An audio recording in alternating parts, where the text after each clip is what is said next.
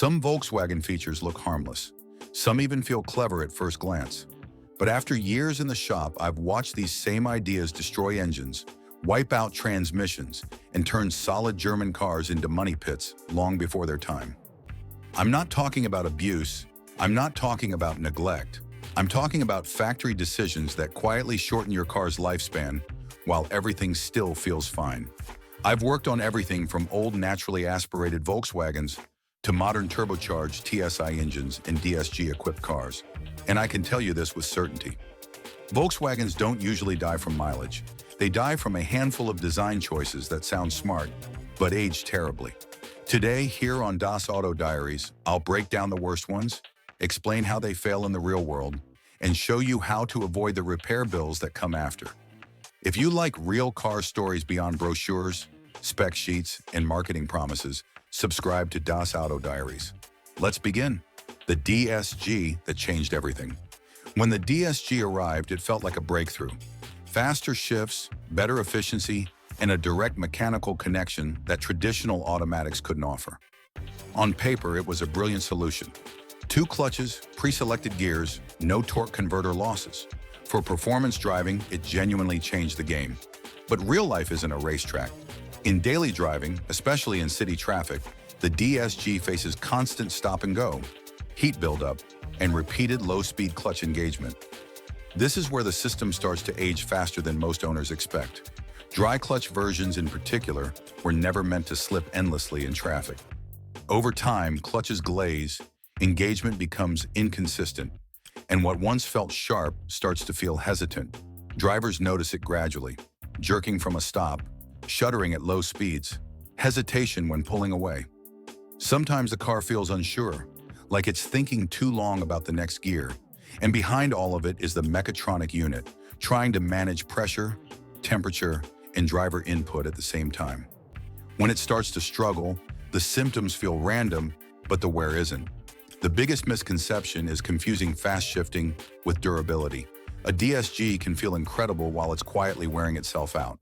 It demands a different driving style and stricter maintenance than most people realize.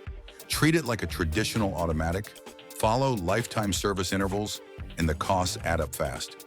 When driven and maintained correctly, the DSG can be excellent. But when it isn't, the same technology that once felt revolutionary often becomes the most expensive part of the car. The timing chain that was supposed to last forever. One of the biggest selling points of early TSI engines was the timing chain. No belt, no scheduled replacement. Just a lifetime component that was supposed to outlast the car itself. On paper, it sounded like peace of mind, and that's exactly why so many owners thought they were safe, until they weren't. Cold starts tell the story first. A brief rattle, a noise that disappears after a second. Easy to ignore, but that sound is often the chain stretching or the tensioner struggling to keep proper timing.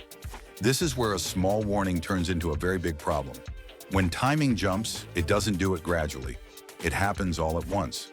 Valves meet pistons, and suddenly an engine that ran fine the night before needs major work.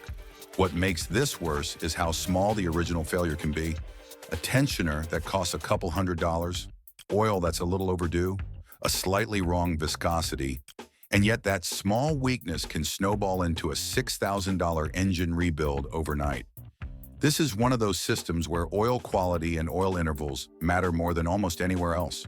Clean oil isn't optional here, it's survival. This is the point where owners think they're protected, right up until the engine jumps time while the car is parked. Direct injection. Power now, carbon later. Direct injection gave Volkswagen engines more power, better efficiency, and sharper throttle response. It's one of the reasons modern TSI engines feel so strong for their size. But it also introduced a problem most owners never see coming. Because fuel is injected directly into the combustion chamber, it never washes over the intake valves. Over time, oil vapors and combustion residues stick to the valves and slowly build up. At first, you don't notice much. Then the engine feels a little rough at idle. Power delivery becomes uneven. Misfires start appearing. The car doesn't fail suddenly. It just feels worse every year. Eventually, the only real fix is walnut blasting. It works, but it's not magic. It's maintenance that many owners didn't expect to need, and it's not cheap. And the most important thing to understand is this. This isn't bad engineering, it's incomplete engineering. Direct injection solved one set of problems while quietly creating another. The PCV system that quietly destroys everything around it.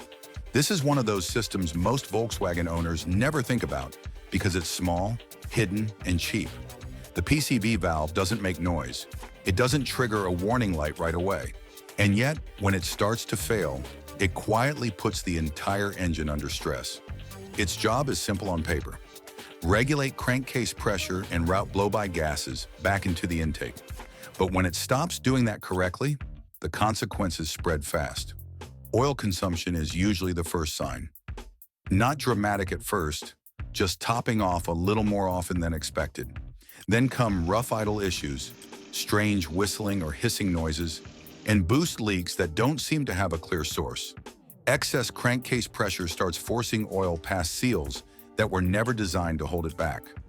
Valve cover gaskets seep, vacuum lines degrade.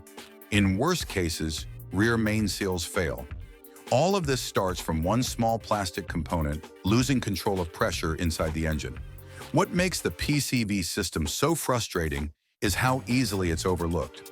Owners replace coils, chase misfires, clean sensors, and blame software updates, while the engine keeps fighting itself internally.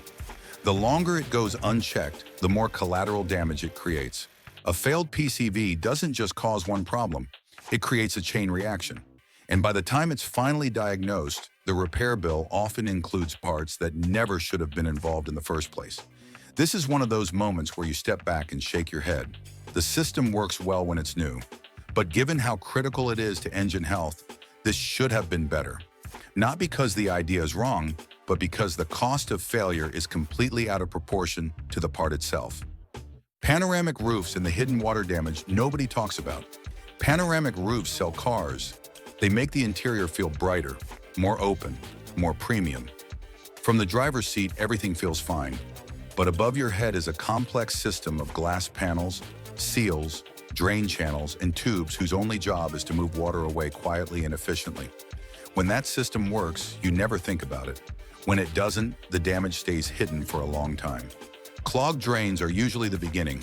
Leaves, dirt, pollen, and debris slowly block the channels, especially in cars that live outside. Water has to go somewhere, so it starts running down pillars and into places you never see. Under carpets, beneath seats, inside body cavities. Nothing feels wrong while it's happening. The car still drives fine. No warning lights, no obvious leaks. Then months later, strange problems appear. Electrical faults that seem unrelated. Random warning messages. A musty smell that won't go away. Control modules begin to corrode. Wiring harnesses sit in damp insulation. In some cases, airbag modules are affected. At that point, the problem is no longer the roof. It's the damage it left behind. This kind of water intrusion almost never shows up on a test drive. The carpets may feel dry, the headliner looks fine, but the moisture has already done its work. Mold forms slowly, corrosion spreads quietly, and when the repair estimate comes back, it often makes no sense relative to the value of the car. A feature meant to feel luxurious ends up aging the vehicle from the inside out. Electronics that never truly go to sleep. Modern Volkswagens are packed with comfort electronics, door modules, convenience systems, body control units, infotainment, keyless entry, driver assistance. Everything is designed to talk to everything else. And when it all works, it feels seamless. But the problem starts when the car is supposed to be asleep. I've seen too many Volkswagen cars come in with the same story. Parked overnight, nothing left on. Battery completely dead by morning. Not weak, dead. Jump start it, and suddenly the dashboard lights up like a Christmas tree. Warnings everywhere. Steering assist faults, transmission messages, systems that worked perfectly the day before now acting confused or unresponsive. This is where parasitic draws come into play. A module that doesn't shut down properly, a comfort system that stays partially awake, a control unit that keeps polling the network when it shouldn't. The car isn't broken in one place, it's tired everywhere. And the longer it sits in that state, the worse things get. Low voltage is especially dangerous in modern cars. These systems rely on clean, stable power. When voltage drops, modules stop communicating correctly. Sensors report nonsense. Control units misinterpret signals. You don't just get one fault, you get many all at once, and none of them seem related. This is why electrical problems feel random, even when they aren't. There's a myth that German electronics are bulletproof, precise, over-engineered, and when they're new, they often are. But precision also means sensitivity, tight tolerances, little margin for voltage fluctuations. As these cars age, battery health becomes critical. A slightly weak battery can create symptoms that look like major failures, when the real issue is simply that the system can't think straight anymore. What makes this frustrating is how often the root cause is overlooked. Batteries get replaced without testing. Modules get blamed before power delivery is checked. Owners chase warning lights instead of measuring current draw. Until you fix the electrical foundation, nothing else makes sense. And once electronics start misbehaving due to low voltage, the car can feel unreliable even when nothing is mechanically wrong. This is one of those problems that doesn't announce itself loudly. It just quietly drains confidence. One dead battery and one warning light at a time.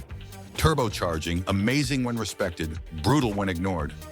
Turbocharging transformed modern Volkswagen engines. More power from smaller displacement, better fuel efficiency, strong torque where you actually use it. The turbo itself isn't fragile, it's just unforgiving.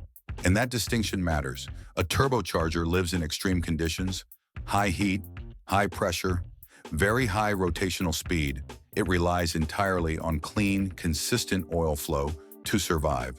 When oil quality drops, when intervals stretch too far, or when the wrong oil is used, the turbo is often the first component to pay the price. Bearings starve, seals fail, boost drops. Oil starts going where it shouldn't, and once that process begins, it rarely reverses itself.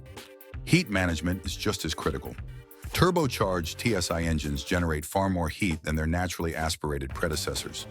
Cooling systems have to work harder. Oil temperatures rise faster. When cooling falls behind, everything else ages faster. Hoses harden, gaskets weaken, intercoolers fill with oil residue. And when you combine turbocharging with direct injection, carbon buildup adds even more stress to an already demanding system.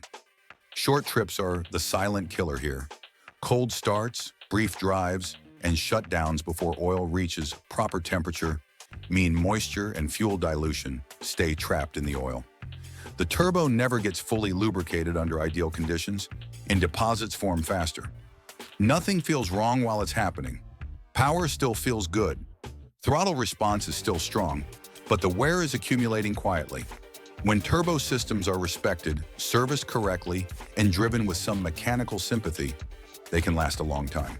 But when they're treated like simple commuter engines, the same technology that delivers effortless power can become the most expensive failure point on the car. So, none of these features are stupid on their own. In fact, many of them were genuinely smart ideas when they first appeared.